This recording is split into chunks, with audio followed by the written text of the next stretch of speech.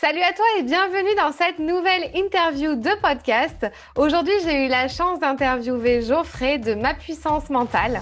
Avec Geoffrey, on a abordé pas mal de sujets autour du coaching, autour de la préparation mentale. On a parlé de comment s'autoriser à rêver grand, comment atteindre ses objectifs et sortir un petit peu d'un système, d'un schéma répétitif. On a abordé tous ces sujets-là. C'était une interview super enrichissante. Geoffrey est quelqu'un de super motivé, super motivant.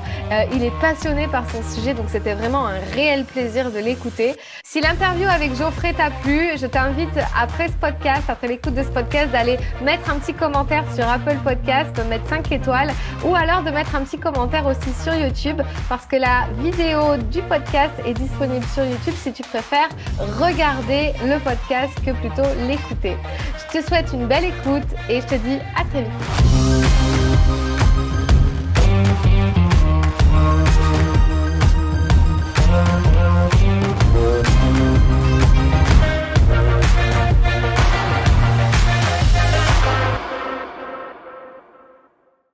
Hello Fanny.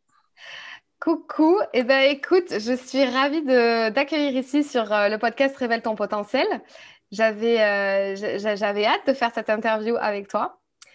Je suis ravie de t'avoir. Du coup, je vais te poser quelques questions, des questions du début, et puis après, on va apprendre un petit peu à se connaître. Donc, je t'ai déjà présenté en amont. Maintenant, je vais aussi te laisser la place à toi te présenter un petit peu d'une autre façon. Et donc, la toute première question que j'ai à te demander, c'est est-ce que tu peux te pitcher? Qui es-tu et que fais-tu? Alors, qui je suis? Je suis un père de famille, marié avec 2 enfants et je suis quelqu'un de passionné par la vie. J'ai toujours aimé comprendre comment fonctionnait l'humain, savoir avec ses modes de fonctionnement, vraiment comment il fonctionnait réellement et puis comment il était en mesure d'atteindre des choses incroyables et comment ce même humain parfois avait du mal à atteindre les objectifs qu'il pouvait se fixer. Donc voilà, c'est après 15 ans comme fonctionnaire de police, eh bien, j'ai décidé de créer mon académie de coaching mental où justement, eh bien, ma passion est devenue un métier, c'est-à-dire d'accompagner des personnes vers vraiment des objectifs ambitieux et aussi apprendre les gens à accompagner, donc des gens à devenir coach mental. Ok, cool. Alors attends, je t'ai même pas précisé pitch en 30 secondes, mais je crois que le pari a été tenu. D'accord. Normalement, je précise toujours, est-ce que tu peux te pitcher en 30 secondes? Là, j'ai oublié de le faire, mais en fait, c'est juste parfait. Donc, bravo à toi et merci. La deuxième question que j'ai envie de te poser, c'est des questions un peu plus intimistes. Genre, si tu gagnais là 3 millions, 4 millions, 5 millions d'euros là sur ton compte en banque personnelle, tu ferais quoi avec? Ok.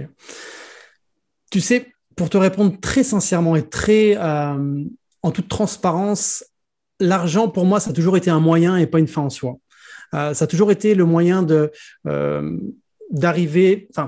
d'aller vers la personne que j'avais envie d'être. C'est-à-dire qu'à un moment donné, quand j'ai eu un peu d'argent, eh bien, je me suis formé pour passer un cap au niveau de l'être. Tu vois, vraiment, cet avoir au niveau argent me permet d'évoluer au niveau de l'être. Et une fois, je me suis retrouvé avec une belle somme d'argent et je me suis dit, mais qu'est-ce que je vais en faire? Donc, tu vois, c'est vraiment la question en disant, mais j'ai tellement eu l'habitude de vivre simplement, sans argent, enfin, sans avoir vraiment beaucoup d'argent, que quand j'en ai eu un peu, quand j'ai commencé à en avoir un peu, je me suis dit, mais à quoi ça va me servir? Et là, vraiment, quand je te dis vraiment une dynamique d'être, c'est là que je me suis formé de plus en plus pour apprendre à mieux me connaître, pouvoir apporter des meilleurs outils aux personnes que j'accompagnais, etc., etc. Donc, si demain, je gagne 3 millions d'euros, déjà, c'est ce que tu as dit, 3 millions, hein. Ouais, 3 ou mais 4. même plus. Allez, 10 millions, soyons fous. Tu sais, moi, déjà, mais je le suis déjà, mais bien au niveau confort, au niveau de ma maison. J'ai déjà ce qu'il faut, alors peut-être un peu plus, mais je pense que le levier principal serait vraiment de pouvoir aider encore plus les gens à un autre niveau, à une autre dimension. Tu vois, par exemple, la première conférence que j'avais faite, symboliquement, tous les bénéfices étaient allés à une association d'enfants malades. Et parce que pour moi, c'est quelque chose de fondamental. Je me dis que on est là, allez, au max 100 ans sur cette terre. Donc, l'important, c'est de contribuer, l'important, c'est d'aider. Et si moi, à mon niveau, je peux aider et que les autres peuvent le faire aussi à leur niveau, alors dans ce cas-là, le pari est vraiment chouette. Donc là, si je gagnais plusieurs millions comme ça du jour au lendemain, je me poserais déjà la question, qui est-ce que je peux aider et comment je pourrais le faire? Trop cool, ok, merci. Cette question, à chaque fois, j'ai plein de réponses différentes. Alors, c'est vrai que comme j'interviewe aussi pas mal de personnes dans le coaching, il y a toujours cette notion de contribution et d'avoir du sens, en fait, tout simplement dans sa vie et d'un point de vue financier, contribuer et que ça ait du sens. Ben, écoute, merci à toi. Et ensuite, est-ce qu'il y a une personne qui t'inspire et pourquoi? Alors, une personne comme ça serait difficile à y répondre. Par contre, je préfère te donner un type de personne qui m'inspire. Ouais. Euh, je pourrais éventuellement dire, voilà, des gens comme Martin Luther King, le Dalai Lama. Ok, ça c'est génial. Sauf que la réalité, moi, c'est les gens que je rencontre dans le quotidien qui m'inspirent. Tous ces gens qui partent de rien et puis malgré tout arrivent à passer des niveaux, arrivent à se développer, à évoluer, à passer des caps. Tu vois, j'ai autant de respect, autant d'admiration face à une personne comme Martin Luther King que face à une femme qui est toute seule à élever ses gamins, qui le matin doit se lever pour pour aller travailler et puis qu'elle se forme en à côté pour avoir la vie qu'elle rêve et tout ça ça m'inspire. Donc la personne qui m'inspire le plus, j'arrive pas à avoir la personne parce que j'ai tellement de monde autour de moi qui m'inspire. Tu vois, dès que je vois quelqu'un en fait, je me dis à son niveau, cette personne-là, qu'est-ce qu'elle peut m'inspirer? Et là, je trouve forcément quelque chose qui m'inspire. Tu vois, rien que toi, quand je te vois, comme ça, tu es rayonnante, tu fais des podcasts, je trouve ça génial parce qu'en plus, je suis en train de développer un podcast, donc je me dis, waouh, Fanny, elle le fait à sa façon, elle le fait vraiment bien. Donc voilà, tu m'inspires à un certain niveau, tu vois. Donc, te dire une personne, ça serait trop réducteur, mais c'est plus un type de personne, ces personnes donc qui mettent les moyens, qui reprennent à leur façon, eh bien, la maîtrise de leur vie et qui alors elles auraient peut-être 1 million de raisons d'abandonner, eh bien, elles n'abandonnent pas et elles continuent à avancer. Ouais, c'est clair. C'est clair. Les personnes, tout simplement, qui passent aussi à l'action sont des personnes qui peuvent être d'une certaine façon inspirantes. C'est-à-dire qu'elles veulent pas rester dans leur zone de confort et s'améliorer, tu vois. Donc, trop bien. Merci pour ton partage. Et écoute, je suis ravie que tu me mettes dans les personnes qui peuvent être inspirantes à un certain niveau. Ça, c'est plutôt cool. Ensuite, la dernière question pour apprendre un petit peu à se connaître un peu plus, un petit peu plus intimiste. Est-ce qu'il y a une chose qui t'arrive de vraiment positive en ce moment et est-ce que tu veux bien nous la partager? Il y en a plein en fait. Mais j'ai le sentiment, tu sais, comme si j'avais planté des graines il y a de ça quelques années dans un jardin et aujourd'hui j'ai le sentiment d'avoir ces fleurs qui poussent dans tous les sens, mais vraiment des belles fleurs, des choses magnifiques, tu vois. Si je t'en donnais comme ça à la volée, j'ai envie de dire, c'est le fait que l'Académie de puissance mentale, il y a de plus en plus de monde qui s'y inscrit, qui vient pour partager, pour apprendre, pour évoluer et grandir. J'ai ma compagne avec ma femme avec qui je suis depuis plus de 22 ans, qui vient de rejoindre l'académie. On bosse ensemble et ça se passe super bien. J'ai mes enfants qui évoluent super bien. J'ai des feedbacks de gens que j'ai formés qui sont juste incroyables. Je me dis, mais j'ai vraiment, ça vient tellement nourrir cette mission de vie, cette raison d'être, tu vois, quand je forme des gens. Moi, le but, c'est vraiment que les gens, après, à leur niveau, accompagnent des centaines de personnes. Et quand j'ai les retours, c'est juste dingue. Donc ça, je me dis, c'est juste fou et vraiment là, j'ai beaucoup de reconnaissance par rapport à tout ça et tout ça, c'est positif. C'est positif. Et j'ai vraiment cet objectif, tu vois, de vie, de me porter plus sur le positif que sur le négatif des galères du quotidien. Et parce qu'on en a tous, hein, évidemment, il y a pas. Sauf que après, il y a la façon vraiment de se confronter aux galères qu'on peut rencontrer. Ouais. Ok, cool. Ben, écoute, c'est top qu'il n'y ait pas qu'une seule chose finalement qui t'arrive de positif, mais que tu trouves que finalement tout peut être vu de façon positive là dans ta vie, de tout ce qui t'arrive. C'est chouette. Ben, écoute, merci beaucoup pour ces petites questions, ces petites réponses. Maintenant, j'aimerais qu'on rentre dans le vif du sujet et qu'on sache un petit peu ton parcours. D'où tu viens, comment t'en es arrivé là. Donc, tu disais que avant, c'est ça, tu étais dans la police. Absolument. Ok. Et donc, comment t'en es arrivé là et nous partager un petit peu ce déroulé qui a fait qu'aujourd'hui, tu fais ce que tu fais au quotidien. Bah, tu sais, à un moment donné, quand j'étais en fac de droit, j'ai vraiment eu des gros questionnements, savoir vers quoi je devais me diriger. Il y avait quelque chose qui m'animait vraiment, qui était le partage, le fait d'être professeur des écoles. C'est quelque chose que j'avais vraiment envie. En plus, moi, ma mère était instite, ma cousine était prof de français. Enfin, j'ai vraiment beaucoup de profs dans mon entourage et c'était quelque chose, le partage, la transmission qui m'animait vraiment. Sauf que à l'intérieur de moi, j'avais ce besoin aussi d'adrénaline. J'avais ce besoin d'apporter ma patte un petit peu à la société, vraiment ma contribution, encore une fois, tu vois. Et je me suis dirigé donc vers la police parce que j'avais besoin, d'une part, à ma façon de contribuer à un monde meilleur. Tu sais, des fois, on peut avoir une vision de la police qui est un peu particulière avec ce qu'on peut voir dans les médias, sauf que le quotidien du policier, c'est vraiment de servir la population, d'aider les gens. Et ça m'a vraiment appris pendant 10 ans. Là, pendant 10 ans, au sein de la police, j'étais en unité opérationnelle. J'ai vraiment appris à comprendre les gens, tu sais, qui étaient confrontés à la misère, la violence. Et puis, ça touche tous les milieux. Il n'y a vraiment pas de milieu plus touché que d'autres, mais vraiment de comprendre l'humain dans son fonctionnement, ce qui pouvait l'amener à se détruire en réalité. Et puis, parfois, l'humain qui était capable aussi de se dépasser, de faire des choses incroyables.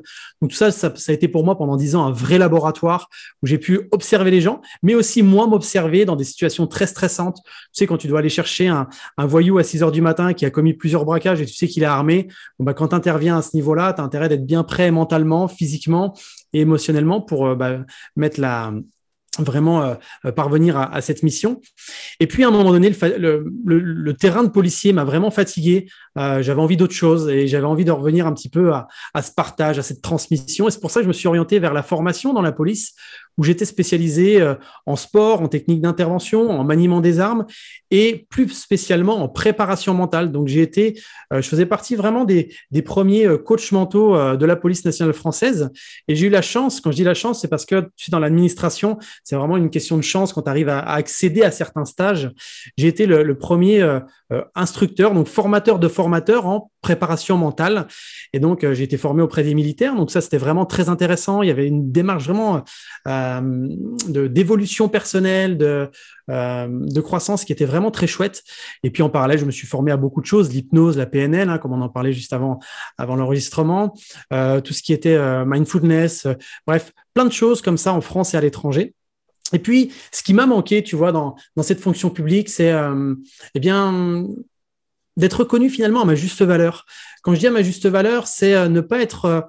j'en avais marre que mon quotidien soit dicté par ce que voulaient les autres. Et aussi, j'en avais marre d'une autre chose, c'était que mon salaire, la valeur qu'on me donnait, dépendait de ce qu'estimaient soit les autres, soit une grille. Tu vois, j'avais envie de dire, mais attends, si je vaux 100 euros par jour ou par mois, mais c'est à moi de le définir. Si je vaux 10 000 euros par mois, c'est à moi de le définir. Et c'est pas à quelqu'un d'autre. Et il y avait donc cette liberté qui me manquait et qui fait qu'à un moment donné, j'ai fait un switch à peu près pendant 2-3 ans où pendant que j'étais encore formateur dans la police, je me suis formé en parallèle sur beaucoup de choses.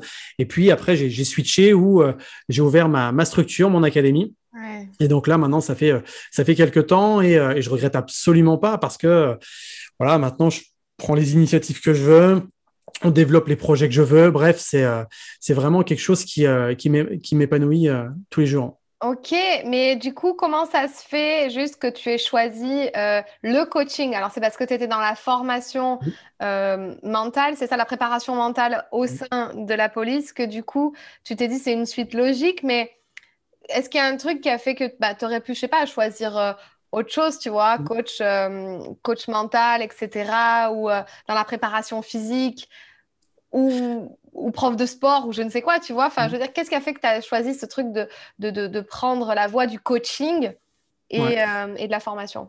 En fait, moi, ce qui m'a toujours fasciné, c'est de voir justement comment une personne était capable de choses qu'elle ne pensait même pas possible. Et ça, moi, je l'ai vu, soit moi, quand j'ai passé différentes sélections dans la police nationale sur des groupes d'intervention où tu dors très peu, t'es mené vraiment à très rude épreuve. Tu sais, typiquement, quand tu plonges dans une piscine où il y a 4 mètres de profondeur, où tes pieds et mains liés, où tu es caché au niveau du visage, autant te dire que là, ton mental, le physique n'a pas beaucoup d'importance, c'est surtout ton mental et ta gestion de la puissance mentale, pour le coup, qui est très importante. Donc, tu vois, c'est tout ça qui m'a intéressé, qui m'a fasciné, qui m'a passionné et qui me passionne toujours, et qui m'a dit, mais vraiment, comment... qu'est-ce que je peux mettre en place pour aider encore plus de monde que simplement le public policier. Et aujourd'hui, l'Académie de puissance mentale, eh bien, on a une dimension internationale. On a des gens qui viennent du Canada, de l'Afrique, de la Côte d'Ivoire, de la Suisse, du Luxembourg, de la Belgique, Espagne, voilà, Royaume-Uni. Il y a vraiment de partout à travers la francophonie, et je trouve ça juste génial. Donc voilà, c'est aider les personnes à transformer leur vie. Mais au-delà, tu vois, on parlait du coaching. Le life coaching est quelque chose de très intéressant, de très pertinent, mais à un moment donné, moi, il me manquait quelque chose dans cette dimension de coaching de vie. Tu vois, quand le life coaching, tu le sais autant que moi, c'est vraiment aider la personne à prendre du recul par rapport à sa situation, par rapport à elle-même aussi, et puis qu'elle voit les choses un peu différemment, et puis qu'elle aille puiser des ressources qu'elle a en elle. Mais je me suis rendu compte qu'à un moment donné, si les personnes, tu te limitais à ça, eh bien, elles avaient tendance un peu à tourner en rond. Donc là, d'où l'importance de leur proposer, non pas de leur imposer, mais de leur proposer des solutions. Un peu à l'image, tu parlais de coach sportif, un peu comme un coach sportif que tu irais voir et tu dirais, voilà, moi, j'ai besoin de me remuscler le bas du corps, d'être plus svelte, etc., d'être plus dynamique, ça. Si à un moment donné, il dit, OK, qu'est-ce que tu pourrais faire comme exercice ? Tu vas lui donner quelques exercices. S'il te dit, et quoi d'autre encore ? T'en sais rien en fait. Si tu vas le voir, c'est justement pour avoir une idée de ce que tu peux faire, parce que sinon, tu n'irais pas voir un spécialiste. Donc, le coach mental, c'est aussi ça. Il y a toute cette dimension de coaching, mais il y a aussi cette dimension de préparation mentale. La préparation mentale, c'est apprendre, enseigner vraiment à la personne qu'on accompagne, eh bien, des outils pour qu'elle puisse se gérer à l'image d'un sportif de haut niveau, pour qu'elle puisse se gérer peu importe la situation. Tu vois, tout à l'heure, je te disais, quand on est pieds et mains liés dans une piscine, eh bien, comment je fais pour gérer mon stress, pour gérer ce mental qui est en train de me dire, tu vas mourir. Et bref, tout ça a la même, finalement, la même chose qu'une mère de famille devrait gérer ses enfants qui, le soir, viennent la solliciter alors qu'elle est épuisée, ou alors un chef d'entreprise qui doit gérer son personnel, qui doit prendre des décisions précises. OK, il a des ressources, mais à un moment donné, il a besoin d'outils bien précis pour gérer ça, comme un sportif de haut niveau doit se gérer pour atteindre une performance idéale. Tu vois ? Ouais, ok, c'est super juste ce que tu dis. Alors attends, là, j'ai plein de questions. Du coup, alors, tu viens de parler donc du life coaching, du coaching. En fait, le coaching, c'est vrai que pour rappeler un petit peu, c'est un processus de questionnement qui va pousser la personne à réfléchir, à prendre du recul et à faire des prises de conscience. C'est vrai qu'on n'apporte pas de solution, on n'est pas du tout dans une posture de conseil. Maintenant, aujourd'hui, qu'est-ce qui fait que justement, dans ce coaching-là, d'après toi, c'est vraiment une question ouverte, on soit bloqué comme ça dans ce cadre-là où on ne peut pas tellement apporter de conseils. Juste pour répondre à cette question-là au niveau du coaching, tu dirais quoi, toi ? Pourquoi ils nous ont enfermés un petit peu dans un cadre de questionnement ? Parce qu'au départ, on est encore sur des principes, des systèmes qui datent de dizaines, de vingtaines d'années en arrière.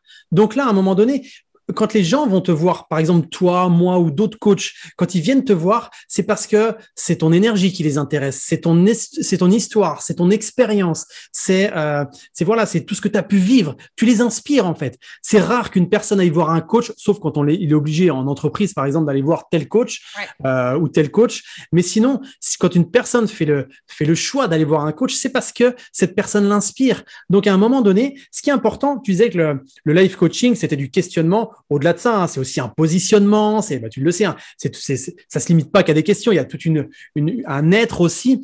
Mais ce qui est important à comprendre, c'est que le coach peut aussi se sentir libre de proposer des outils, de proposer des choses que lui-même a testé, expérimenté. La seule chose, c'est qu'il veille bien à ne pas être dans la situation de sauveur ou dans cette situation où essaye ça, et si tu n'essayes pas ça, t'auras tort, quoi. Non, c'est tiens, et si tu essayais ça, qu'est-ce que tu en penses ? Et si tu testais ça, expérimente ça, et après tu me donnes un feedback et on voit, ça te dit de faire ça, la personne, si elle te dit, bah non, ça me parle pas, ok, pas de souci. Tu vois, il y a aussi c'est un petit peu comme quand tu vas au restaurant, en fait. Tu as une carte, t'es pas là à dire, c'est pas toi qui fais la cuisine, c'est la personne te propose, et puis en fonction de tes choix, eh bien, tu peux soit composer ton sandwich, soit tu peux choisir le menu complet qui te convient. Bref, ça s'adapte à ta propre personnalité, tu vois. Donc, je pense que pour répondre vraiment à ta question, c'est quand les gens sont certifiés à une méthode, ils ont cette croyance de se dire, faut que j'applique vraiment comme m'a appris. Mais à un moment donné, la méthode, adapte-la à toi. Tu vois, c'est ce que je bassine, moi, les gens qui viennent se former au sein de l'Académie de puissance mentale. Je dis, la méthode, les leviers ont été testés, expérimentés sur des centaines de personnes. Ça fonctionne. Par contre, maintenant, ce qui est important, c'est que ces leviers-là, faut que tu les adaptes à ta personnalité. Et ça se fait naturellement, tu vois. Parce que sinon, la personne, elle fait que rabâcher des choses qu'on lui a apprises et elle ne les incarne pas. Et c'est ça qui est important, c'est d'incarner ce que tu proposes. Tu vois, donc se laisser la liberté aussi. Tiens, par exemple, tu es en train de coacher une personne et une idée qui te vient, bah, si elle te vient, partage-la. Peut-être attendre le bon moment, pas couper la parole, le mettre sous forme de questionnement, mais la porter subtilement, tu vois. Bien sûr, c'est ça. Après, le fait, voilà, qu'on nous bassine tellement, c'est pour que la personne elle-même ait sa propre prise de conscience et que peut-être que ça mettra 6 mois, 1 an, 10 ans à capter un truc qu'en fait, nous, on peut lui apporter tout de suite sur un plateau, mais que finalement, on ne fait pas puisque c'est à elle de le faire. Donc, c'est dans ce sens-là que la méthode se vieillit un petit peu dans le sens où voilà, il y a les solutions, on peut les avoir. Et comme tu le dis très justement, la personne, elle vient te voir par rapport à ton parcours, à qui tu es toi. Donc, c'est-à-dire que ce qu'elle veut atteindre, c'est ce que tu as atteint toi. Donc, évidemment qu'elle veut tes clés, elle veut savoir comment toi, tu as fait. Moi, on vient pas me voir, on vient souvent me voir parce que j'ai ce côté hyper positif, etc., comme tu dis, et on veut savoir un petit peu comment je fais pour l'être au quotidien, ce qui n'est pas le cas tous les jours. Mais voilà, tu vois. Donc, c'est ça. Et de là, c'est sûr que c'est un peu dans une position de coach un peu contraignant de devoir se limiter au cadre. Donc, c'était bien là d'éclaircir ce sujet-là.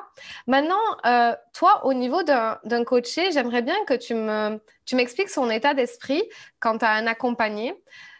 C'est quoi son point A et tu arrives à faire quoi à la fin de l'accompagnement, enfin avec toi ou à travers cette préparation mentale, ce coaching et cette préparation mentale et ton académie, on atteint quoi en fait? C'est quoi le processus?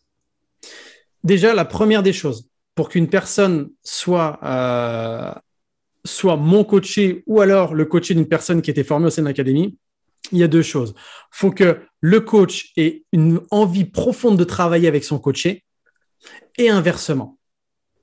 Ce que je dis toujours aux gens que je forme, c'est il faut vraiment kiffer les gens avec qui vous allez bosser. Il faut que, avant même que, si c'est en distanciel, que la caméra s'ouvre, ou alors en présentiel, quand vous êtes avec la personne, avant même d'avoir ce rendez-vous, il faut que vous soyez excité à l'idée d'y aller. Parce que vraiment, ouais, ça va être chouette, on va faire un truc génial, ça va être cool et tout ça. Tu vois, cette dimension, son énergie en fait. D'accord? Donc ça, c'est un point très important. Ensuite, eh bien, du point A au point B, c'est vraiment cette transformation qui permet à la personne de mettre en lumière ce qu'elle voudrait réellement. Parce qu'elle vient te voir avec une problématique, mais en réalité, derrière, il y a peut-être autre chose à travailler. Donc, c'est à toi, en tant que coach, à l'aider à mettre la lumière sur ce qui est vraiment important pour elle. Le vraiment important, c'est un peu comme un effet domino. C'est-à-dire que là, aujourd'hui, elle vient de voir pour le 10e domino, alors qu'en fait, c'est peut-être le premier domino qui est important pour qu'après, une fois que le premier et ainsi de suite va être lancé, c'est ça aura beaucoup plus de puissance que si tu commences par le 10e. D'accord? Donc, vraiment aider la personne à prendre ce recul et en plus lui donner tous les outils pour être en maîtrise d'elle-même, en maîtrise de l'environnement. Tu sais, dans les sportifs de haut niveau, je me réfère souvent à ce milieu-là parce que c'est un beau laboratoire en fait. C'est comment atteindre une performance, comment être au meilleur de soi-même. Eh bien, comment faire pour être en zone de maîtrise? Cette zone de maîtrise, c'est là où tu es capable d'avoir le bon discernement. C'est là où tu es capable de voir des choses peut-être que les autres ne voient pas sur toi, sur l'environnement. Bref, que tu avances à ton rythme, mais en étant en maîtrise. C'est pas en étant dans la lutte, pas en étant dans de la souffrance, parce que oui, une transformation va demander des efforts, mais un effort, ça veut pas forcément dire des souffrances. Tu vois, c'est un petit peu comme une personne qui voudrait perdre du poids. On peut perdre du poids sans non plus baver 3 kilos de bave devant un paquet de cornflakes. Tu vois, on peut très bien le faire. Voilà, mais c'est à son rythme, et c'est aussi, c'est la même chose. Donc la transformation, elle se fait vraiment au rythme de la personne, sauf que chaque clé que le coach mental va apporter, ça va être comme un accélérateur. Donc, comme tu le disais, un coach mental, il est là pour faire gagner du temps et de l'énergie à la personne. C'est-à-dire que sur un travail de 3-4 mois, c'est peut-être le travail qu'elle aurait réussi à faire au bout de 5-10 ans, tu vois. Et encore, parfois, Ouais, c'est c'est ça. même pas Ouais, c'est possible. ça. Et à ton avis, c'est quoi qui bloque à la base? Pourquoi la personne, elle n'arrive pas à faire ce truc-là par elle-même et elle est obligée de venir, par exemple, te voir et te dire, je bloque. Qu'est-ce qui fait c'est quoi le blocage, la croyance ou la peur qui se cache chez toi? Qu'est-ce que tu as remarqué de récurrent, en fait, aussi chez tes accompagnés? C'est uniquement leur angle de vue, en fait. C'est uniquement leur perception. Et cette perception, elle vient de leur façon dont ils ont été élevés, les expériences qu'elles ont vécues. C'est-à-dire qu'aujourd'hui, elles regardent comme ça. Le coaching va leur permettre de regarder comme ça, vraiment, on ouvre l'angle de vue, on élargit l'écran radar. Tu vois, aujourd'hui, elles ont un écran radar qui est vraiment très réduit et ils se disent, mais moi, je vois pas là, je vois pas ça. Non, parce que ce qui est sur ton écran radar, forcément, il est pas visible, c'est pas visible. Donc, pour que ce soit visible, il faut élargir l'écran radar. Et ça, c'est vraiment tout le job du coaché. Et après, une fois que tu as atteint que sur cet écran radar, tu t'es vraiment dit, tiens, c'est telle cible que je veux atteindre. Et justement, le coach mental va être là pour t'aider à atteindre la cible. Parce que justement, parfois, j'ai vu beaucoup de frustration de certaines personnes en disant, waouh, moi, mon rêve, c'est d'être conférencier. J'adorerais faire des conférences en mode TEDx, en mode ce que tu veux. Et puis, au moment de créer leur conférence, OK, ils sont passés à l'action un peu, et au moment de passer à faire une conférence, ils sont en état de stress complètement paralysant. Alors là, l'objectif, c'est aussi de leur proposer des outils pour revenir dans cette fameuse maîtrise, être en mesure de parler, être en mesure d'être bien avec l'environnement et de donner le meilleur de soi-même. Tu vois, le but, c'est pas d'être une autre personne, le but, c'est d'être au top de soi-même. Tu vois, et ça, c'est tout l'objet du coaching mental. C'est un accompagnement qui est sur mesure. On ne peut pas se permettre de proposer des outils à des personnes, non pas parce que les outils ont juste marché avec d'autres, mais c'est parce que ces outils-là doivent être vraiment adaptés à la personne sur mesure. Tu vois, c'est un petit peu comme un t-shirt. Soit il te va, si tu fais du M et qu'on te met un XXL, ça va être le plus beau du monde, tu vas le mettre, ça va pas t'aller. Eh bien, un coaching, c'est pareil. Même si c'est le meilleur des coachings, les meilleurs outils, là, ce qui va être important, c'est de proposer des coachings sur mesure. Et ça, c'est tout l'œil du coach aussi qui va être en mesure d'apporter un bon timing, une bonne mesure. Tu vois, c'est vraiment apporter. C'est un petit peu comme les questions. Quand tu es formé au coaching, tu dis, j'aimerais tellement poser la question qui tue. Tu sais, cette question qui va permettre à une personne une prise de conscience rapide et immédiate. OK, ça, c'est possible. Mais à force d'expérience, dès que tu vas déceler un changement d'énergie, la façon de répondre différemment, bref, tu vas déceler quelque chose et là, boum, ça va être le bon moment pour poser une bonne question. Ouais, ok.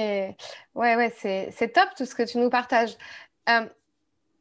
Je vais pas faire un hors-sujet total, mais en fait, moi, j'ai aussi un autre point de vue sur ça qui peut être, en fait, si la personne bloque aussi à un moment donné, c'est parce qu'elle n'a pas la vision, elle n'a pas le truc. Tu vois, si je fais un retour en arrière sur ton parcours, qu'est-ce qui a fait que toi, tu es dans la fonction publique, c'est ça? La police, oui, c'est dans la fonction publique. Tu décides de te lancer alors que tu es dans la fonction publique. Donc, c'est-à-dire que tu as un cadre qui peut être jusqu'à la retraite sans souci. Tu peux, tu vois, avoir ton salaire, etc. Qu'est-ce qui fait que tu décides de te lancer sans sachant à quoi tu vas t'attendre, si tu vas avoir des clients, si tu vas réussir à ce niveau-là. Et une personne qui voudrait aspirer à la même chose, mais qui, elle, est complètement bloquée, en fait, tu vois. Quelle est la différence entre toi et cette personne-là, à la limite, tu vois? Quand tu parles de vision, Fanny, c'est très juste et c'est ce que j'entendais aussi dans la perception. La perception, c'est comment tu te vois toi, comment tu vois ton environnement, mais aussi comment tu vois ton futur. D'accord? Donc, il y a deux choses, il y a trois choses même. Il y a cette perception-là, cette vision qui est importante, d'accord? Comment tu te vois dans 10, 20, 30 ans? Parce que des fois, c'est comment tu te vois dans un an. Moi, je me suis vu dans 30 ans, tu vois. Et après, j'ai développé, j'ai musclé ma conviction. Et c'est ça que vraiment pour ajouter un petit peu à ce qu'on disait précédemment, ce qui muscle vraiment, ce qui aide vraiment le coaching mental aide vraiment dans cette dimension, c'est qu'elle muscle ton cerveau, elle muscle ta conviction. Et quelqu'un qui est convaincu, c'est quelqu'un qui est inarrêtable. Et ça s'apprend. Et c'est un petit peu comme quelqu'un qui a besoin de muscler ses bras, muscler ses jambes. Eh ben, ça s'apprend, ça se travaille, mais ça à force d'entraînement. Tu vois, on peut pas promettre aux gens la lune en un claquement de doigts. C'est beau, c'est bien, mais c'est pas réaliste. La réalité, c'est qu'il faut s'entraîner pour toujours devenir meilleur. Et plus tu vas t'entraîner, et plus justement tu vas développer cette conviction. Alors, quand tu sais où t'en es, par exemple, moi je sais que j'étais flic à ce moment-là. Je me suis dit tiens, j'aimerais être dans la formation. Je me suis développé un peu je suis allé après dans la formation de policier. Et je me suis dit comment je me vois dans 5, 10, 15, 20 ans, 30 ans? Est-ce que je me vois encore à ce poste-là? La réponse était évidente. Non, je ne me vois pas là. Je me vois ailleurs. Ok, si je me vois ailleurs, je me vois où exactement? Je me vois, et là, je me suis tout de suite vu à la tête d'une structure où je serais à même de former des milliers de personnes. Tu vois, j'ai vu grand. En fait, c'est ça. Ce qui est important, c'est s'autoriser à voir grand. Et quand je me suis vu comme ça, je me suis dit, ok, maintenant, qu'est-ce que je peux mettre en place dès maintenant pour atteindre mes ambitions d'ici 1, 2, 3, 5, 10, 15, 30 ans, tu vois. Ouais. Et là, chaque petite action que j'ai mise en place, j'ai débriefé sur cette action. Exemple, au départ, j'ai commencé sur les réseaux sociaux. Eh bien, je faisais une vidéo, je la postais. Feedback, qu'est-ce qui est bien? Qu'est-ce que je peux améliorer? Qu'est-ce que je peux rajouter? J'écoutais le feedback des autres. Bref, je m'améliorais tout le temps comme ça en permanence. Et encore maintenant, c'est-à-dire que là, j'ai eu une prise de conscience il n'y a pas plus tard que 3 semaines en arrière où je me suis dit, est-ce que l'image que je donne de moi sur les réseaux, est-ce que c'est vraiment celle-là? Et je me rendais compte qu'il y avait un décalage entre l'image que je donnais sur les réseaux, tu sais, d'anciens flics en réalité, et ce que j'étais vraiment sur quand j'étais en formation. Et en fait, sur des vidéos que j'avais montées, c'était plus moi en fait. Alors oui, c'était moi, mais la façon dont je le dispensais, c'était pas la personnalité que j'étais à ce moment-là, tu vois. D'ailleurs, il y a plus de 20 vidéos que j'avais tournées avec un professionnel, ça m'avait coûté un bras, et j'ai tout mis à la poubelle parce que je me suis dit, ok, je les ai tournées il y a un an, mais il y a un an, c'était une autre personne que moi maintenant, tu vois. C'est-à-dire dans ma façon de parler, dans ma façon de m'exprimer, dans mon être en réalité, dans ce que je veux transmettre. Et c'est pour ça que j'ai fait ce choix. Tu vois, encore une fois, j'ai recalibré par rapport à ma vision, tu vois. Et je suis tellement convaincu d'une chose que c'est que, voilà, je suis convaincu que de là où je serai dans 20 ans, tu vois. Donc, c'est des actions à mettre en place, mais chaque action, faut débriefer. Enfin, on fait ce qu'on veut, mais c'est important de débriefer selon moi pour l'améliorer et toujours aller de l'avant. Et encore une fois, pas avoir peur de se débarrasser des fois un petit peu des choses qui sont un peu lourdes à porter, comme le masque qu'on peut se mettre, l'apparence sur les réseaux, ce que vont dire les autres, ce que vont penser les autres. C'est facile de dire, moi, les autres, ce que disent les autres, je m'en fous. Oui, ça, c'est ce qu'on dit, mais est-ce que c'est réellement ce que tu ressens au fond de toi? Tu vois, c'est... Justement, j'allais y venir parce que tu as dit quelque chose tout à l'heure qui m'a parlé, s'autoriser à voir grand, en fait, c'est ça. Et on a tendance à tellement se limiter, et surtout pour une question de regard des autres aussi, de ne pas oser. Comment on fait pour s'autoriser à voir plus grand, d'après toi? Pour s'autoriser à voir plus grand, déjà, il faut considérer une chose, c'est que toi, tu es la personne la plus importante sur cette terre, à ton niveau, pour toi. Ça, c'est le premier point de départ. En gros, être égoïste. Égoïste, mais attention, je vois tout de suite les gens dire oui, mais si tu es égoïste, non, tu peux très bien être égoïste pendant 1/10 de seconde. Tu vois, c'est déjà, t'enlèves tout ce qu'il y a autour. Tu vois, moi, je suis père de famille, ça fait plus de 20 ans que je suis avec ma femme. Eh bien, quand je décide dans des projets, je les mets de côté au départ. C'est-à-dire que moi, qu'est-ce que je veux profondément, moi, Geoffrey, dans ce projet? Tu vois, et après, je les rajoute. C'est-à-dire qu'une fois que je sais ce que je veux, moi, profondément, comment je peux faire pour que ce que je veux, ça soit en adéquation et en harmonie avec mon environnement proche? Mais pas avant, c'est-à-dire que si déjà tu te préoccupes de ce que veulent les autres avant même de ce que toi tu veux, bah tu te perds. Et c'est ce qui se passe chez beaucoup de personnes. C'est qu'aujourd'hui, les gens se posent déjà la question, ah mais qu'est-ce que va dire mon voisin? Qu'est-ce que va dire mon collègue? Qu'est-ce que va dire ma mère, mon père, ma compagne, mon fils? Bref, et ils en oublient ok, mais pour toi, qu'est-ce qui est important pour toi, vraiment, avant même de ce regard-là? Et quand tu sais ce qui est bon pour toi, ou en tout cas que tu as une idée de ce qui est bon pour toi, de t'imprégner de ça, c'est-à-dire de faire vraiment une connexion neuro-émotionnelle. Tu vois, tu es dans le savoir, tu l'as peut-être écrit, ferme les yeux et ressens ça vraiment profondément pour que toutes tes cellules viennent se connecter à ça.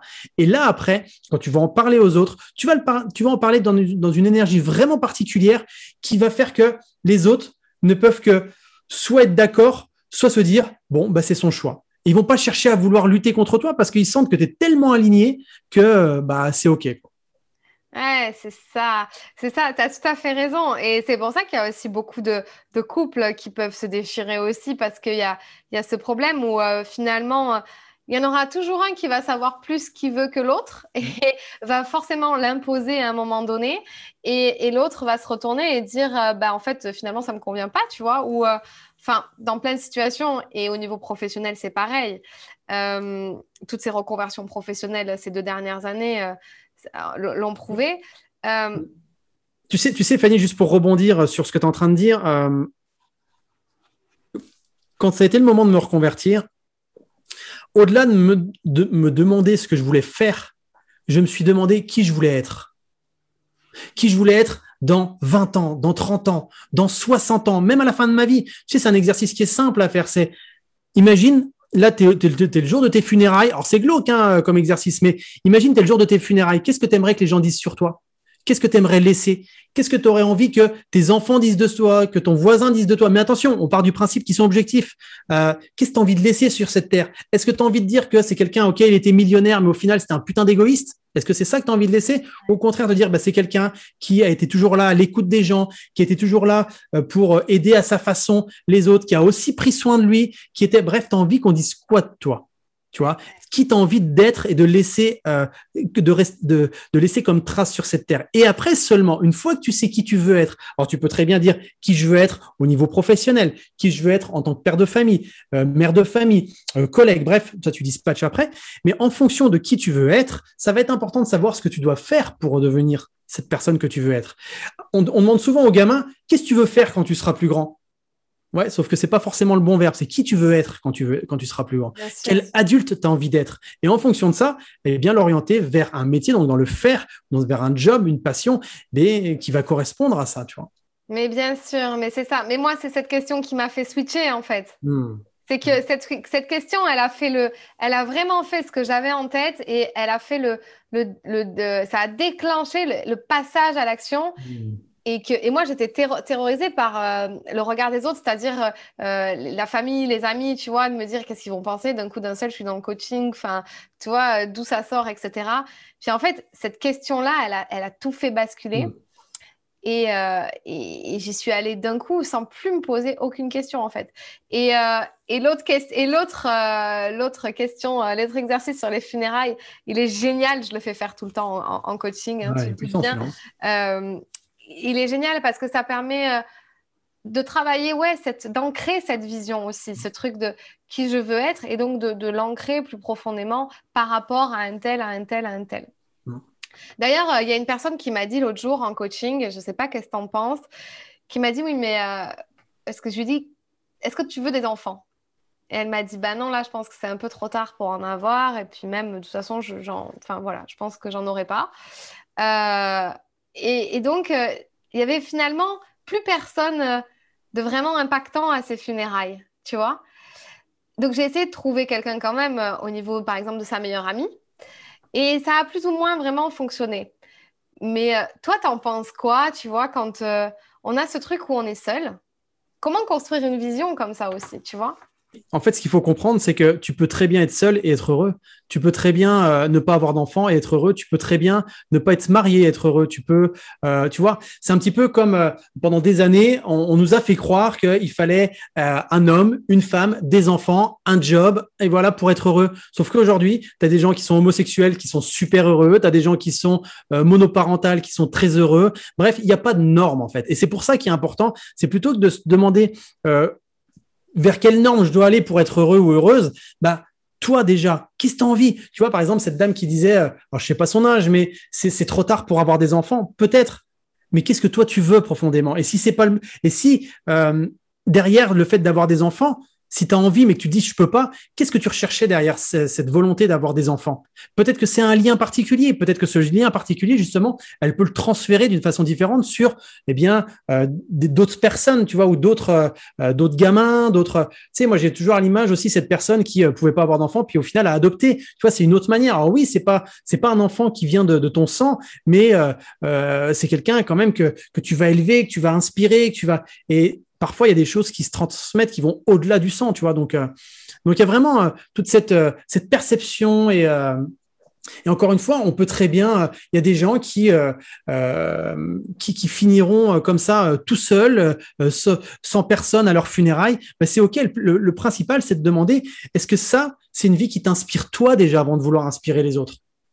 Tu vois. Et si la réponse est oui, bah génial, continue. Si la réponse est bah non, j'aimerais bien être entouré de personnes, ok, quel type de personnes t'aimerais qui t'entourent aujourd'hui? Et là, en fonction de ça, bah après, chercher ce qui match ou ce qui matche pas. Tu vois, c'est encore une fois se mettre au centre, au cœur du processus pour savoir la vie que l'on veut vraiment et pas copier une vie qui paraît comme ça, de prime abord, génial, comme tu parlais du coaching. Moi, il y a des gens que je refuse dans ma formation tout simplement parce qu'ils veulent faire coach, tout simplement parce que ça va leur permettre de gagner beaucoup d'argent. Ça, c'est génial, mais t'es pas aligné avec ce que tu veux vraiment. Tu vas te planter, c'est sûr. Enfin, c'est pas sûr, mais je veux dire, en tout cas, t'es pas ce que tu dégages aujourd'hui, c'est pas forcément ce que nous on dispense dans notre académie, tu vois. Ouais. Donc, bien sûr que ça c'est quelque chose d'important, l'argent et tout. Mais si tu fais ça uniquement pour l'argent et que tu mets pas le coacher en valeur et pour moi c'est pas très sain en fait. Ouais, et puis après chacun décide ce qu'il a envie de faire. Si on peut très bien être coach, c'est pas non plus vouloir beaucoup d'argent, je veux dire. C'est possible, bien sûr. Et vivre tout à fait, enfin voilà, de façon avec des objectifs qui peuvent être se rapprocher plus d'un salaire. Mais qu'est-ce que je veux dire maintenant on a fait vraiment un grand tour, on a vu énormément de choses. Maintenant, toi, les étapes. Dans ton académie, par exemple, les étapes que tu mets en place pour que cette personne, elle passe de ce point A à ce point B, qu'elle se développe et qu'elle travaille tout ça, qu'elle travaille cette préparation, c'est quoi plus ou moins les étapes que tu Alors, c'est simple, il y a 3 piliers fondamentaux. Et ces piliers-là, il faut vraiment... l'expérience m'a montré en tout cas que si tu ne passais pas par ces piliers-là et dans un sens bien précis, tu avais de fortes chances de te foirer en fait. Quand je dis te foirer, d'avoir une vie qui ne te corresponde pas pleinement, que tu aies une vie qui n'est pas pleine de sens en réalité. Ouais. Le premier pilier, c'est la connexion à soi. Mais quand je dis connexion à soi, on en a parlé là, c'est qui tu es, qui tu veux devenir, à quoi tu dis oui, à quoi tu dis non, tu vois, c'est vraiment qui tu es toi, quoi. Qu'est-ce que tu as envie d'être? Tu te mets vraiment au cœur du processus. Le deuxième pilier, donc là, on travaille dessus, c'est savoir ce qui est important, nos besoins, se repositionner, son leadership, tout ça. Et ça, c'est fondamental. La deuxième connexion, c'est la connexion aux autres. À qui tu te connectes, à qui tu veux, à qui tu peux te déconnecter, bref, pour grandir. En gros, dans quel environnement tu peux vivre pour évoluer et grandir. Par exemple, moi, j'avais une personne, elle me dit, écoute, Geoffrey, aujourd'hui, j'ai envie d'évoluer. Le souci, c'est qu'en face de moi habitent mes parents qui sont ultra négatifs. Et elle dit, je me vois pas couper les liens avec mes parents. Je dis, mais ça n'a jamais été question de te couper les liens avec tes parents. La question que je te pose, c'est aujourd'hui, quelle intensité, quelle fréquence tu as avec tes parents? Combien de fois tu les vois par jour, par semaine? Et elle me dit 2 fois par jour. Je fais OK. Et pour toi, qu'est-ce qui serait bon pour toi? Avant de vouloir te connecter aux autres, qu'est-ce qui est bon pour toi en connexion à... Elle me dit, ah bah tu sais, si je les voyais déjà 1 fois par semaine, pour moi, ça serait bien parce que j'en profiterais vraiment. Et puis, j'aurais pas le sentiment d'être envahi. Je dis, bah, écoute, est-ce que ça t'intéresserait de tester ça? Tu vois, encore une fois, c'est elle qui décide. C'est pas moi de lui dire, bah oui, teste ça. Donc, elle a testé ça et sa vie, elle a changé. Elle a changé parce qu'elle y allait qu'une seule fois par semaine. Au départ, ses parents lui ont dit, ah, bah, c'est bizarre, on te voit moins souvent. Il dit, bah oui, bah, parce que j'ai des choses à faire et je préfère venir vous voir 1 fois, mais un peu plus longtemps et qu'on ait des vrais échanges que de venir 2 fois par jour et que ce soit des échanges vraiment superficiels, tu vois. Donc, sa vie a changé, la relation avec ses parents a changé et du coup, ça lui a vraiment permis d'évoluer. Donc, tu vois, connexion 1, connexion 2, avec qui tu t'entoures. Et enfin, la 3e pilier, c'est la connexion à tes ambitions. vers où tu veux aller, qu'est-ce que tu veux faire, tu vois, quel projet tu veux atteindre. Et aujourd'hui, quand tu as un chef d'entreprise qui a une belle entreprise florissante, moi j'ai eu le cas, hein, des personnes qui gagnaient 10, 15, 20 000 euros par mois, sauf que d'apparence, ils avaient tout pour être heureux, sauf qu'intérieurement, ils étaient complètement rongés d'angoisse, de stress, ils n'étaient pas bien, ils n'étaient pas bien avec les autres. Donc, en fait, leur pilier 1 n'existait pas, leur pilier 2, la connexion aux autres, elle était complètement, elle était pas bonne. Alors oui, ils avaient atteint des ambitions, sauf que ça n'avait pas de sens, rien n'était équilibré dans leur vie. Donc là, en faisant un travail juste sur pilier 1, ensuite pilier 2, pour après atteindre le pilier 3, on remet de l'équilibre en fait dans leur vie et ça leur donne une vie harmonieuse, inspirante et impactante. Et là, tu vois, pour la petite histoire, personne qui gagnait entre 10 et 15 000 euros par mois, elle a doublé son chiffre d'affaires rien qu'en travaillant là-dessus. Quand je dis rien qu'en travaillant là-dessus, c'est-à-dire que c'est pas grand-chose, sauf que c'est très puissant. Tu vois, c'est précis, c'est important. Et si tu fais pas ça, eh bien, tu risques de passer à côté de choses qui sont importantes pour toi. C'est génial, ok, c'est super. Bah écoute, là, tu as vraiment donné presque toutes les clés sur lesquelles il faut s'appuyer. Alors évidemment, quand on rejoint ton programme, je pense que on a vraiment, on a l'envers du décor avec exactement tout ce qu'il faut faire, puis véritablement ce qui est bon pour soi à travers le coaching. Et mais ouais, je suis tout à fait, de toute façon, tout à fait d'accord sur ces trois piliers. Je pense, ouais, c'est fondamental en fait, se connaître, la relation aux autres et travailler sa vision, ses ambitions, etc. Je pense qu'on a fait vraiment le tour de ce podcast-là. Ça fait déjà un petit moment qu'on papote, mais c'était vraiment super intéressant. J'ai adoré. Moi, je voudrais savoir, toi, Geoffrey, aujourd'hui, tu sais, mon podcast il s'appelle Révèle ton potentiel. Est-ce que tu penses que tu es sur le chemin où tu as révélé pleinement, toi, ton potentiel? Alors, est-ce que je suis sur le chemin? Oui. Est-ce qu'il est terminé? Non. Il y a encore un long chemin et vraiment, c'est un travail de tous les jours. Tu vois, te demander comment tu peux être meilleur qu'hier. Mais ça, c'est beau de le dire, ça fait bien de le dire, mais ce qui est important, c'est de le vivre. Ouais. OK, tu te prends la tête avec ton homme, avec ta femme, avec tes enfants, avec ton voisin, avec ton chien, avec qui tu veux. Demande-toi comment tu peux améliorer ça. Demande-toi comment tu peux faire pour améliorer la personne que tu es. Et souvent, on se dit, qu'est-ce que je pourrais rajouter en plus? Mais moi, la question que je pose, c'est qu'est-ce que tu pourrais enlever de tout ce que tu as déjà accumulé sur ton passé, sur tes expériences. C'est un peu à l'image de quelqu'un qui ferait une grande randonnée, qui a un sac à dos très lourd, il part avec 20 kilos, et plus tu avances, et plus tu pourrais enlever ce qui t'encombre dans ce sac à dos pour justement te sentir plus léger et avancer de plus en plus. Un petit peu comme un oignon qu'on viendrait peler, tu vois. C'est vraiment quelle couche tu enlèves de ta personnalité pour être finalement être plus authentique. Et ça, pour moi, c'est pour atteindre vraiment son potentiel, c'est finalement on enlève toutes les couches superficielles et on arrive au cœur de qui est la personne. Et là, vraiment, c'est là que la magie opère, quoi. Et chaque jour permet de tester pour voir si tu es sur le bon chemin ou pas. Et puis, si tu es sur le mauvais chemin, il n'y a pas de souci, il n'y a pas à culpabiliser. Il suffit juste de te poser, de te demander quel chemin serait meilleur pour toi, et puis d'y aller ou de te faire accompagner pour y aller, tout simplement. Ouais, ok. Bah, écoute, ouais, merci. Est-ce que tu aurais une dernière citation, une dernière punchline, un truc que tu te répètes toi souvent ou que tu partages à tes coachés? J'en ai plein, mais celle que voilà qui vraiment qui résonne beaucoup, c'est si tu ne crois pas en toi, comment veux-tu que les autres croient en toi? Ouais. Tout simplement. C'est avant d'attendre des résultats de la part des autres, des actions de la part des autres, c'est à toi de mettre les choses en place. Et croire en soi, ça veut dire quoi? Se dire, OK, qu'est-ce que je peux faire pour juste faire une toute petite action? Si aujourd'hui, j'ai du mal à parler en public, si aujourd'hui, j'ai envie de créer une entreprise mais que j'ose pas, si aujourd'hui, j'ai envie d'aller me faire coacher et que j'ose pas, quelle petite action je peux faire pour justement avancer en direction de ça? Mais la plus petite, il n'y a pas besoin d'en avoir 200, c'est la plus petite. Et ça va te permettre, et rien que quand tu vas faire une première action, de te dire, OK, c'était chouette quand même. Parce que même si j'ai pas atteint le résultat que je voulais, eh bien, j'ai osé. Et ça, oser, c'est juste génial. Et plus tu oses, plus tu crois en toi, plus les autres vont croire en toi. Et après, c'est un cercle vertueux. Ouais. J'aime beaucoup ta façon de voir les choses et ton attitude, ton comportement qui est très motivant en fait. Tu as une espèce de motivation, tu nous embarques dans ton truc et on se dit mais ouais, tu vois, on a vraiment envie d'aller avec toi vraiment dans ce truc-là. Donc franchement, pour moi, tu es totalement à ta place et tu es Merci. dans ton potentiel au maximum. Mais ça, c'est mon avis encore. Voilà, tu dis qu'il y a un petit peu de chemin à parcourir, mais on est tous sur un chemin. Où est-ce qu'on peut te retrouver, Geoffrey, si on veut travailler avec toi? Alors, sur le site internet www.mapuissancementale.com, sur les réseaux, Ma Puissance Mentale. Tu vois, quand je dis ma puissance, au départ, c'était vraiment pour que les gens s'octroient leur puissance mentale, tu vois.